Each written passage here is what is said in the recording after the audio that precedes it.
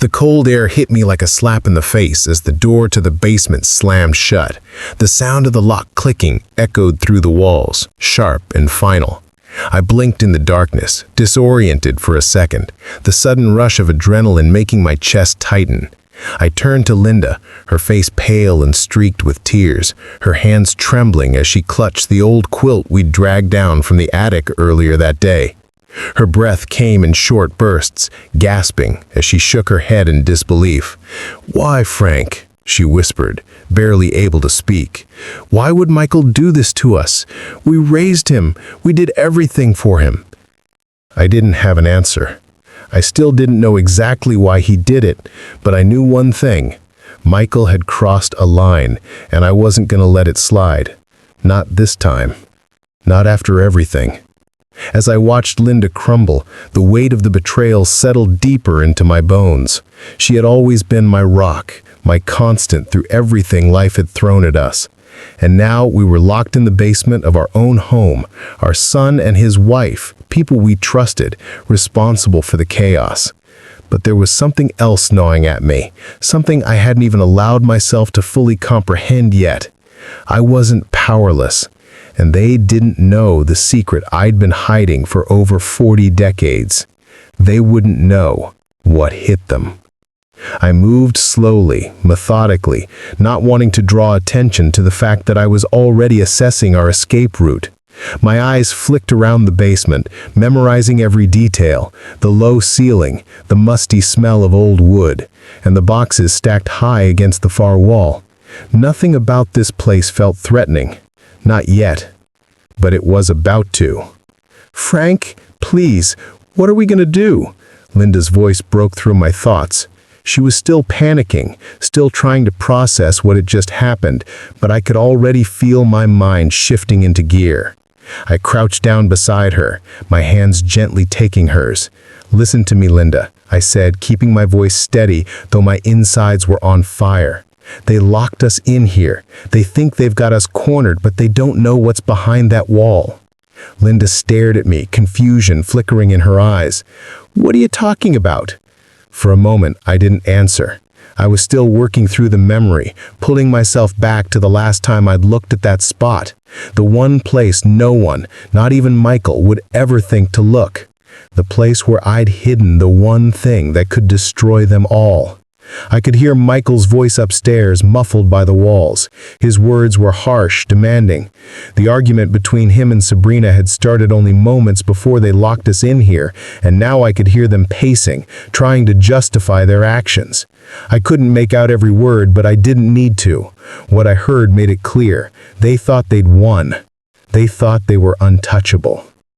That's when I saw it. My opportunity.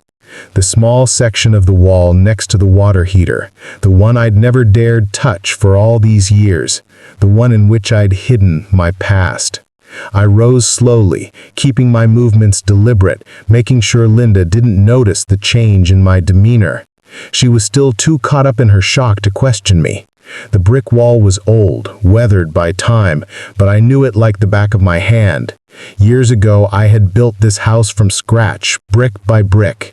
I had carefully constructed this part of the basement to conceal the secret, a hidden compartment, a metal box. "Frank, what are you doing?" Linda's voice trembled again, but this time I didn't stop. "Stay quiet," I whispered, my eyes fixed on the wall as I carefully pried a loose brick from its place. Her eyes widened as she watched me. I could see her processing it, piecing together what I was doing, but she still didn't fully understand. She had no idea what I'd buried here. The brick slid out with ease, revealing a small metal latch. My fingers hovered over it for just a second. I hadn't touched it in so long, so many years of pretending, of running from the past. But now, everything had come full circle. I pulled the latch. The wall shifted. Behind it was the box. The same one I'd buried all those years ago. The same one I'd vowed never to open again. But now, I had no choice. Inside, hidden beneath layers of dust, were the answers I needed. The burner phone, the flash drive, the envelope. The name written on that envelope, Vincent Moretti, stuck out like a brand. I had forgotten what it felt like to be back in that world, but holding the box in my hands, I felt the old instincts rushing back. The memories of who I used to be, the man who could outsmart anyone, the man who was too careful not to get caught. I had buried that Frank, buried him so deep that I'd almost forgotten how dangerous he was. But I didn't forget everything. Not everything. As I lifted the phone from the box, I glanced at Linda, who was still trying to make sense of what she was seeing. "Who is Vincent Moretti?" she asked, her voice shaky. I swallowed hard. Moretti is someone I crossed back when I was in a different business. He's been hunting me for years, but what he doesn't know is that we're about to turn the tables. I couldn't explain it all to her, not yet, but I could feel it. The momentum. The power. I was no longer trapped in the basement.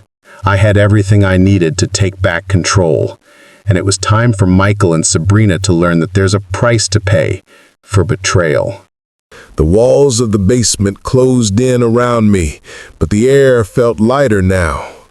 There was a weight that had been lifted when I held that box in my hands. The box that contained my past, a past I thought I had buried forever. Linda still sat on the floor, eyes wide, her hands clasped tightly around her knees, not fully understanding what was happening, but sensing that something had changed. "Frank," she whispered again, the uncertainty in her voice almost breaking me. "What does this mean? Who is Vincent Moretti, and why are you pulling all this up now?" I stood still, looking at the phone in my hand, feeling the burn of its cold plastic against my skin. It wasn't just a piece of equipment, it was a key that unlocked the door to everything I had tried so desperately to forget. I had hoped the past would stay buried, but life had a way of circling back around, especially when you least expect it. Taking a deep breath, I crouched down next to Linda, trying to find the words to explain everything that was running through my mind. "Vincent Moretti," I started, my voice a little rougher than I expected. "He's the son of someone I worked with a long time ago. I helped take down his father's operations when I was involved with the task force." Linda frowned, trying to piece things together. "A task force? Frank, you never told me about this. Why didn't you?" "Because I swore I'd leave that life behind," I interrupted, my voice growing firmer. "But there are some things you can never run away from, not when people like Vincent are involved, not when they have a score to settle." I ran a hand through my thinning hair, trying to steady my thoughts.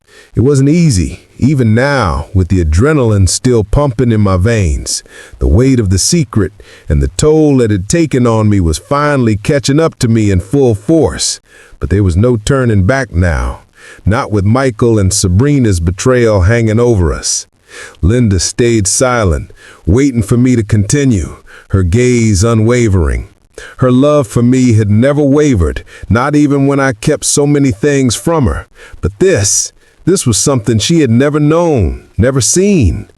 I took a deep breath. Moretti's father was one of the biggest players in the underground money laundering rings in New York and Connecticut. He was tied to some of the most dangerous people in the country, people who didn't mind leaving bodies in their wake. Linda's face paled at the mention of the name New York, but she said nothing, allowing me to continue. I was assigned to take him down. I had to infiltrate his operation and gather information. I worked for months, pretending to be one of them, pretending to be in their world. But the longer I stayed, the more dangerous it got. I never knew who to trust, not even my partners, not even the people I thought were on my side. I paused, swallowing hard. My hand shook slightly as I placed the phone back in the box, careful not to disturb the flash drive or the envelope. I continued. When I found out what they were planning, when I realized just how deep the corruption ran, I made a choice I regret every day. I backed out. I got cold feet, and I disappeared. I thought I was leaving it all behind, but I left something behind too, a debt. Linda stared at me, her expression unreadable. She wasn't speaking now, but I could see the weight of my words sinking in. I shook my head, trying to clear the fog. My hand shook slightly as I placed the phone back in the box, careful not to disturb the flash drive or the envelope. I continued. Reddy's father didn't go down quietly. He was arrested, but his empire didn't fall. The people he was working with, they weren't finished with me. They knew I'd backed out. They knew I'd left them hanging. And when you leave people like that hanging, I trailed off, clenching my jaw. You don't just walk away.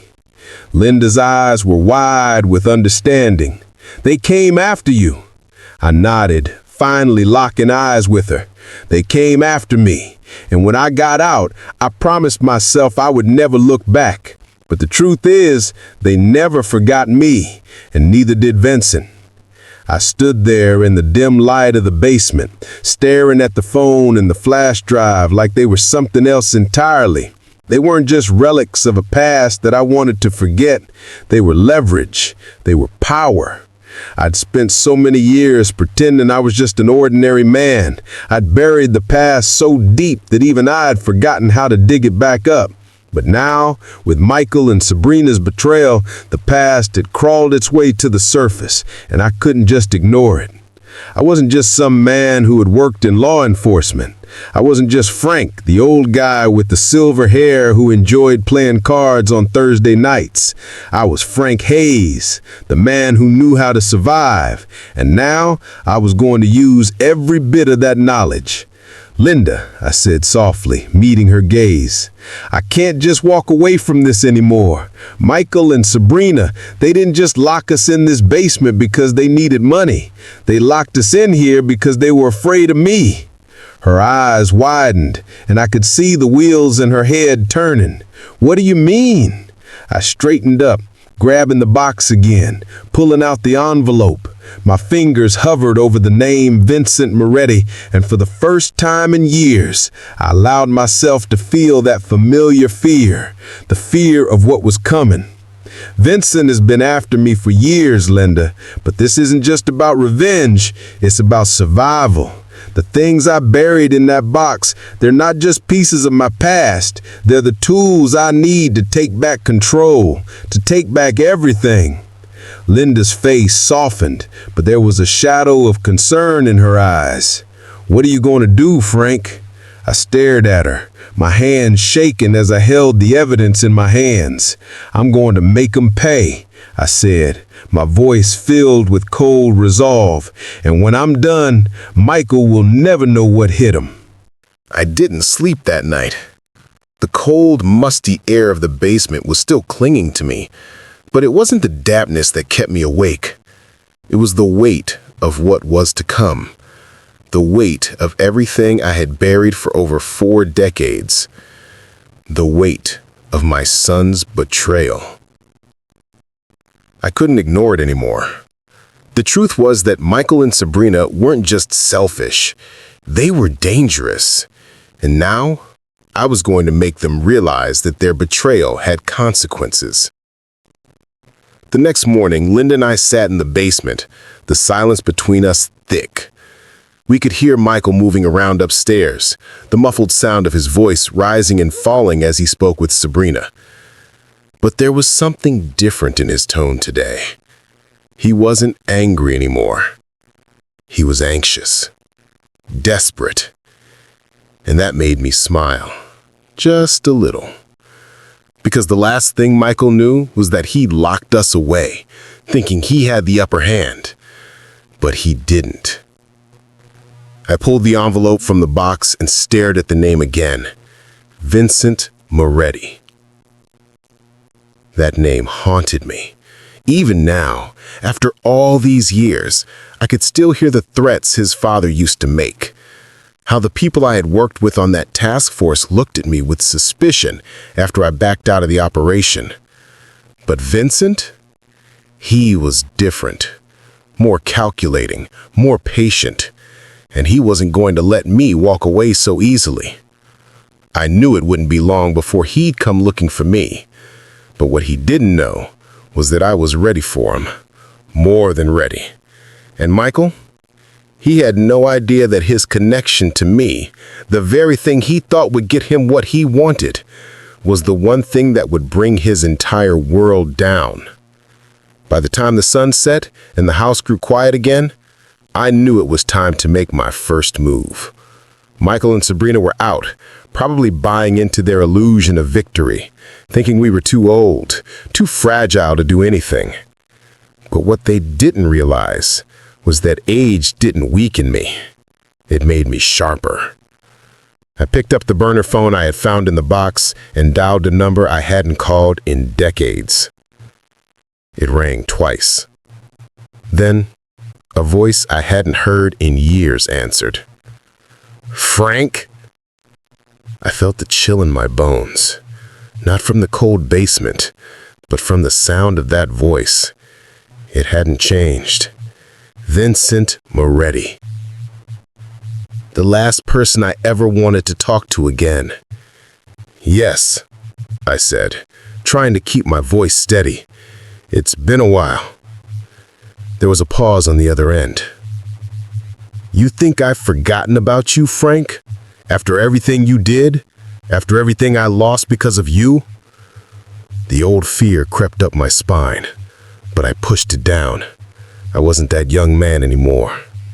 "I didn't call to apologize, Vincent. I called because I need your help. I need you to do something for me." Vincent chuckled darkly, and I could almost hear the smirk in his voice. "Help you? After all these years? You've got a lot of nerve, Frank. But I'll hear you out. What is it you want?" I glanced at Linda, who was watching me from the corner of the basement, her face filled with uncertainty. I couldn't let her see how badly this scared me. Not now. I had to be strong. For both of us. "I need you to make sure Michael and Sabrina understand the mistake they've made. I want them to know that the game they're playing is bigger than they realize. I want them to feel the consequences." Vincent's laugh came again, but this time it sounded less mocking and more impressed. "You want to play the game. You want to make them feel the heat? You've got a real fire in you now, Frank. I always knew you were capable of it. Fine, I'll help you. But remember, you asked for this. When I get involved, there's no going back." I closed my eyes, the weight of his words sinking in. There's no going back. This was it. There was no way to turn back now. Not after everything Michael and Sabrina had done. Not after betraying the very people who had loved them, who had given them everything. "Do what you need to do," I said quietly, my voice steady now. "I'll handle the rest." The first sign of trouble came less than 2 hours later. I was still going over the old files from the flash drive, trying to connect the dots, when I heard the faint sound of footsteps in the kitchen. At first, I thought it was Linda moving around, but then the footsteps grew louder, more deliberate. Someone was home. I motioned for Linda to stay quiet, and we both crouched low. The trap was set, but the house wasn't empty. Michael had come back early. I could hear his voice, muffled through the walls, but I didn't need to make out the words to know what he was doing. He was getting ready for something, preparing for the next move. But what he didn't know was that I was already ahead of him. I slowly stood up, careful not to make a sound. Linda's eyes followed me, filled with concern. "Frank, what are we doing?" she asked, barely a whisper. "We're not just waiting anymore, Linda," I said. "It's time to make them see the truth. The game's already started." I glanced back at the phone. Vincent hadn't made his move yet, but I knew it wouldn't be long. The truth would be out soon enough. The pieces were already falling into place, and Michael and Sabrina wouldn't know what hit them. The door to the basement creaked open. I froze. Linda's breath hitched beside me. The moment I had feared and anticipated had finally arrived. Michael stood at the top of the stairs, looking down at us with a smirk. Sabrina wasn't far behind. "Well, well," Michael said, his tone oozing arrogance. "Looks like you two decided to have a little chat. Hope you're enjoying your time down here. I'd offer you a drink, but seems like we're all out." His laughter was hollow, but it hit me like a punch in the gut. He thought he had won. He thought he could trap us in this basement like rats in a cage. But what he didn't know was that the walls were closing in on him, not us. I smiled, just a little.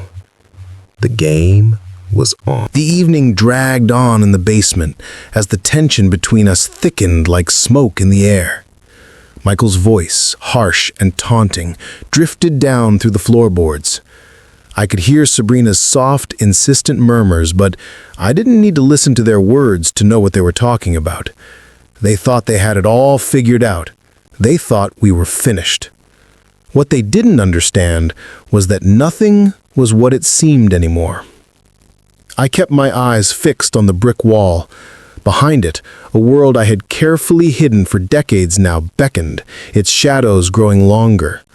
The box I had uncovered was more than a relic of my past. It was a ticking time bomb, and I was its master. As the night grew darker, Linda and I sat in the silence. The weight of what had happened pressed down on both of us. Michael and Sabrina had done more than just lock us in a basement. They had betrayed us, and now the consequences would be severe. But I wasn't thinking about consequences for me anymore. I was thinking about what I was about to do to them. "Frank," Linda whispered again, her voice trembling with the strain of uncertainty. "What are we going to do? What's going to happen now?" I could hear the crack in her voice. The fear, the same fear I felt every time we talked about this, about what was coming, about what I had hidden. It was hard to reassure her, not knowing for sure myself where this path would lead. But trust, as it always is in times like these, came at a cost. "Linda," I said, my voice low and steady, "I need you to trust me. Everything's about to change. This is the last step. Once I make my move, everything will fall into place." Her eyes met mine. Confusion and fear written all over her face, but she nodded silently. She had always trusted me. She had no choice but to trust me now. But trust, as it always is in times like these, came at a cost. The plan in motion. The next few hours were a blur. The basement, the house, none of it mattered anymore. I focused only on the phone, on the plan. I needed to make a call, but not just any call. I wasn't going to call Michael or Sabrina. I wasn't going to go to the police. The system, the law, it wasn't on my side anymore. If I wanted to survive this, I had to rely on myself. I dialed the number with steady hands, but my heart pounded in my chest. The phone rang, and for a brief moment I thought about hanging up. Maybe it wasn't too late to just let this all go. But I pushed those thoughts aside. The line clicked, and a voice I hadn't heard in over 20 years answered. "Hayes," came the gravelly voice on the other end. "I didn't think I'd hear from you again. Thought you had left all that behind." I closed my eyes, letting out a breath. Vincent Moretti, the man I never wanted to call, the man who had always been one step ahead of me. "Yes," I said, swallowing hard. "It's been a while." There was a pause on the other end. "You think I've forgotten about you, Frank? After everything you did? After everything I lost because of you?" The old fear crept up my spine, but I pushed it down. I wasn't that young man anymore. "I didn't call to apologize, Vincent. I called because I need your help. I need you to do something for me." Vincent chuckled darkly, and I could almost hear the smirk in his voice. You want to play the game? You want to make them feel the heat? You've got a real fire in you now, Frank. I always knew you were capable of it. Fine. I'll help you. But remember, you asked for this. When I get involved, there's no going back. I closed my eyes, the weight of his words sinking in. There's no going back. This was it. There was no way to turn back now. Not after everything Michael and Sabrina had done. Not after betraying the very people who had loved them, who had given them everything. Do what you need to do, I said quietly, my voice steady now. I'll handle the rest. The next day, I watched Michael and Sabrina from a distance, as they went about their usual routine. Sabrina seemed to think everything was fine. Michael was still trying to act as though he held all the power in this situation, but I knew better. What they didn't realize, what they couldn't possibly understand, was that the tables had already turned. They had no idea what was coming for them. They were blind to the storm I was about to unleash. Michael and Sabrina would pay for their mistakes. I was sure of it. And you'll want to see every piece fall into place. Trust me, you don't want to miss what happens next. The morning light filtered weakly through the small basement window, casting long, thin shadows across the stone floor. The silence was suffocating, yet everything about today felt different. The calm before the storm. I wasn't nervous, far from it. I had waited for this moment for years. The pieces were in place, and now it was just a matter of executing the final steps. Linda sat quietly on the old armchair in the corner, her hands tightly clasped in her lap. Her face, once full of anxiety and confusion, had softened, and there was a new sense of quiet resolve in her eyes. She was finally seeing the plan unfold, and though she still didn't know the full scope of what was coming, I could tell she trusted me. The trust she had in me had always been unwavering, and that was something I would never betray. But today was about making sure Michael and Sabrina realized the consequences of their actions. The hours dragged by until it was time. I glanced at the phone, checking the screen one last time before shoving it into my pocket. Vincent Moretti was on the move. The network I had reactivated was already in play, and I knew he was pulling strings in the background. He wasn't just a ghost from my past. He was a force. The very thing Michael and Sabrina thought they could use to their advantage would soon be their downfall. The next step in my plan was simple, but it would hit them like a freight train. I had to make sure Michael and Sabrina felt every ounce of their misplaced confidence crumble beneath them. And that would begin with a visit.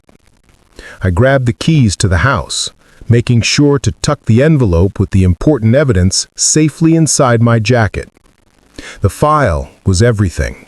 Financial records, blackmail material, documents that would change the narrative and expose them for everything they were. They thought they were in control, but the real truth was about to surface. I made my way upstairs, careful to keep my movements quiet.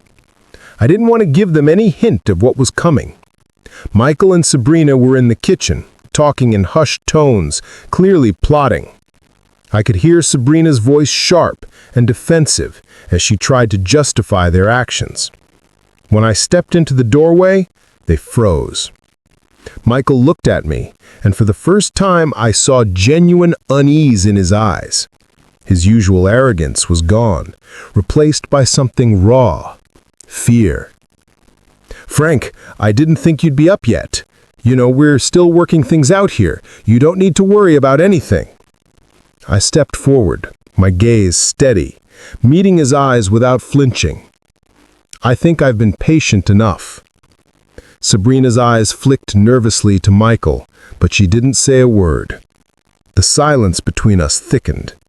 I could see her mind working, realizing that the moment of confrontation had arrived.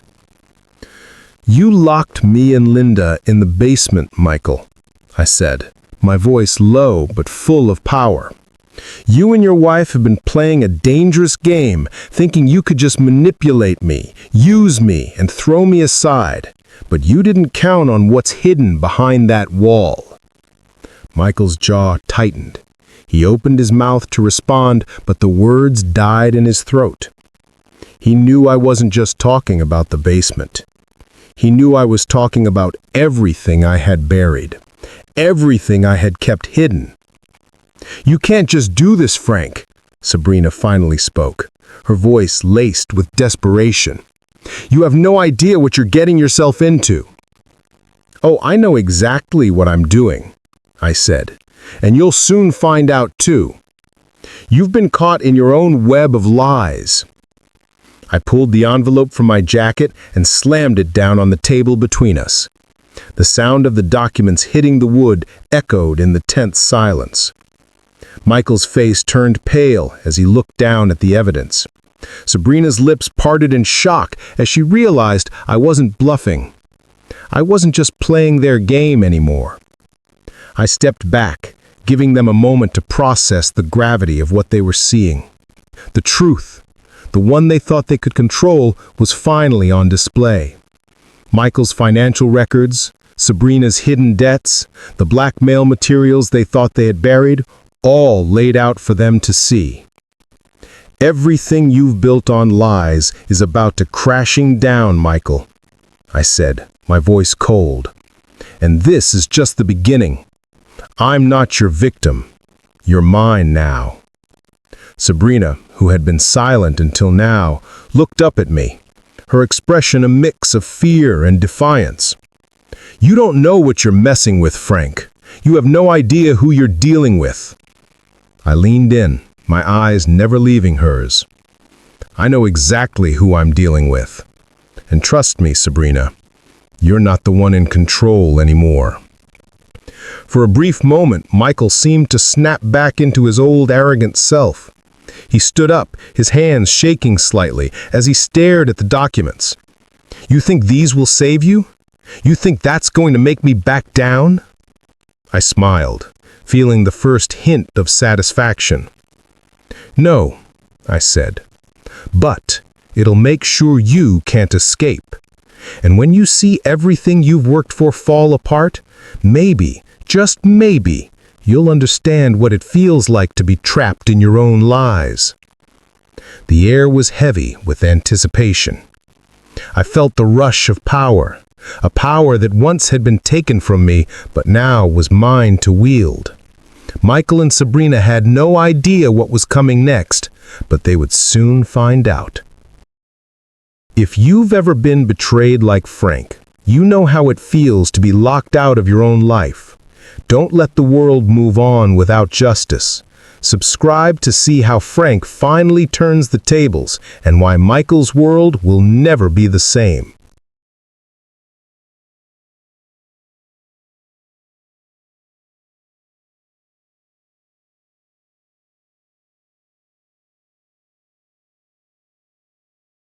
The hours dragged on in that tense silence. Michael and Sabrina, both of them now visibly rattled, were still processing what had just happened. I could see the wheels turning in their heads, desperately trying to figure out how to make it all go away, how to wriggle out of the trap they'd set for themselves. But it was too late. I had already made my move, and now the consequences were coming. Michael stood at the kitchen counter, pacing. His hands ran through his hair, his eyes flickering between the documents on the table and the door like he was waiting for a sign. Sabrina stood still, her arms crossed, eyes narrowed as she tried to keep up the front. But the cracks were showing. There was no pretending anymore. The walls were closing in. "You think these documents scare me?" Michael finally spat, his voice rising. "We can fix this, I cut him off, my voice steady, but filled with the kind of power I hadn't felt in years. "No, Michael," I said calmly. "You can't fix this. Not this time. You had a chance to back out, and you chose betrayal instead." Michael froze, his eyes widening as the weight of my words hit him. "What the hell are you talking about?" Sabrina snapped, her voice sharp, defensive, as if she could still control the narrative. "You think you can scare us? You don't have any real power over us, Frank." Her words were desperate. I could feel her trying to hold on to something, anything that would keep her standing. But Sabrina didn't realize that she was already on the losing side. Michael was falling apart, and I was just watching. "It's not about power, Sabrina," I said, walking toward them slowly, making my presence felt. "It's about accountability. You'll pay for this, both of you." Michael looked at me, his face flushed with anger and fear. "You're making a mistake, Frank. You have no idea what you're getting into." "I know exactly what I'm doing." I smiled coldly. "The question is, do you?" I wasn't going to drag this out. This wasn't about dragging out their misery. This was about making sure they understood the cost of their actions. As Michael and Sabrina stood there processing their fate, I picked up the phone, dialing the number I'd set in motion hours before. This wasn't just a power move, it was showing them what true control looked like. The line rang once, then twice, then click. "Moretti?" The voice on the other end growled, a cold, calculating tone filling the air. Vincent Moretti had finally answered. I leaned against the counter, my voice low. "It's done. Everything is in motion." "You sure about this, Frank?" Vincent chuckled, the sound sending a shiver down my spine. "Once the storm hits, there's no going back. You don't get to walk away from this." I exhaled, my jaw tight. "I'm past the point of no return, Vincent. We're all in this now. Make sure they know the consequences of what they've done." There was a long pause. Then Vincent spoke again, his voice filled with a dark promise. "You've made your choice. This is your mess now, Frank. Don't forget that." I hung up the phone, a strange calm settling over me. The dominoes were falling. The first one had already tipped over, and now Michael and Sabrina would feel the chain reaction they set in motion. I didn't have to wait long. The next few hours were filled with phone calls, whispers, and decisions made in boardrooms and dim-lit offices far from this house. I knew it was happening. I could feel the weight of it settling in. The phone rang again, this time from an unknown number. I answered it, already knowing who it was. "Frank," the voice on the other end said, a familiar and cold tone. "It's done. The information you wanted has been passed along." The hammer had dropped. "I want them to feel this, every part of it," I said quietly, my grip tightening on the phone. A pause. Then the voice replied, "They'll feel it. Don't worry." With that, the call ended. By the time Michael and Sabrina realized the extent of what was happening, it was already too late. Michael stormed into the living room, a frantic edge in his voice. "This is insane, Frank. We can fix this. We can—" But his words fell flat. The arrogance, the bravado, everything he thought he had control of was slipping through his fingers. I could see it in his eyes. Fear. Real fear. Sabrina's hands trembled as she picked up the documents again, scanning through them as if they could magically disappear. "How did you get all this?" she demanded, her voice shaking. "You have no idea who you're dealing with." I stood, motionless, letting the silence stretch between us, letting them stew in the confusion and growing panic. "You think I'm just some fool you can manipulate? No, Sabrina. You made your bed. Now lie in it." Michael clenched his fists, but there was nothing he could do. He wasn't in control anymore. He wasn't the man who'd locked me and Linda away like prisoners. Now, he was just a scared boy, staring down the consequences of his choices. If you've ever felt betrayed like Frank, you know how it feels to have everything ripped away from you. Don't wait. Make sure you're subscribed because you won't want to miss what happens next. This is just the beginning. The clock seemed to slow down as the hours ticked by. Michael and Sabrina had barely moved from their spots in the living room, their eyes glued to the documents I had laid out for them. They were in shock, shaking, staring at the evidence, the proof of their own betrayal. They had been so sure of themselves, thinking they could trap me in a basement and walk away scot-free. But now, they were the ones trapped, and I wasn't done yet. Michael tried to regain control. He was always good at that. He stood up abruptly, his hand shaking as he slammed the papers back on the table. "You can't do this, Frank," he spat, his voice laced with panic. "This isn't over. We'll fix it. You don't know who you're dealing with." I leaned back in my chair, the calmness in my demeanor unsettling him further. "You're right. You have no idea who you're dealing with," I said, my voice quiet but with an underlying steel. "You locked me and Linda in the basement, Michael. You thought you could control us, but the truth is, you've never had control." Sabrina's face twisted in anger, but I could see the cracks forming. She was trying to maintain her composure, but the fear was seeping through. "You think this will just go away? We can fix this, Frank. You don't know what you started." I smiled, but there was nothing kind in it. "Oh, I know exactly what I've started. You think you can just steal from me, use me, throw me aside, and nothing happens? No, Sabrina. This is where it ends." For a moment, there was silence between us. The weight of my words hung in the air. I didn't need to shout. I didn't need to make grand gestures. The truth was enough. The phone rang again, this time from a private line. I glanced at Michael and Sabrina, both of them frozen in place, watching me intently. My fingers tightened around the receiver as I answered. It was Vincent. "Frank." His voice crackled through the line. "It's done. Everything's in motion. The pressure's building. Michael and Sabrina have no idea what's coming." I didn't speak immediately, allowing the silence to sit between us. I could hear Michael's breath catching, Sabrina's eyes flicking nervously to the phone. They didn't know what Vincent was capable of.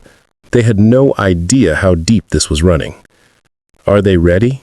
I asked, my tone calm. "They will be soon. Just make sure they're where they need to be when it hits. The whole world will come crashing down for them, and it will all be on your terms, Frank." I hung up the phone, my heart pounding in my chest. The deal was done. The game was almost over. I stood up slowly, watching Michael and Sabrina's reactions.